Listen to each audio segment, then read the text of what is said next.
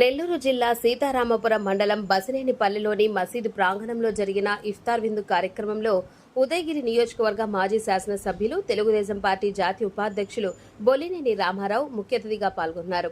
Basinenipalli bus stand నుంచి తాళమేళాలతో దారి పొడవునా పూలు చల్లుకుంటూ నినాదాలు చేస్తూ ఊరేగింపుగా మసీదు వరకు తీసుకెళ్లారు.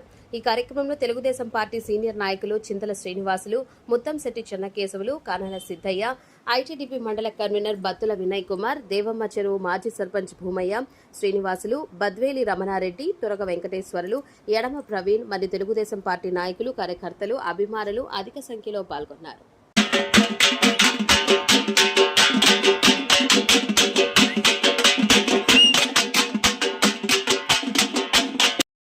ఈరోజు రంజాన్ సందర్భంగా ఉదయగిరి హెడ్ క్వార్టర్లో, బసినేపల్లి సీతారాంపురం హెడ్ క్వార్టర్లో ఇఫ్తార్ విందు ఆహ్వానించిన సందర్భంగా నేను ఇక్కడ రావడం జరిగింది.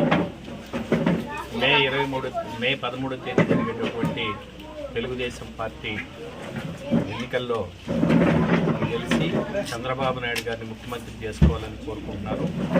ఎటువంటి పరిస్థితుల్లో కూడా చంద్రబాబు నాయుడు ముఖ్యమంత్రి అయితేనే ఈ రాష్ట్రానికి భవిష్యత్తు ఉంటుంది. ఈ అరాచక పరిపాలనని తరిమి కొట్టాలని చెప్పేసి మరీ ముఖ్యంగా ఉదయగిరి నియోజకవర్గ ప్రజలందరినీ కూడా కోరుకుంటున్నా, తెలుగుదేశం పార్టీని గెలిపించి చంద్రబాబు నాయుడు గారిని ముఖ్యమంత్రి చేయాలి.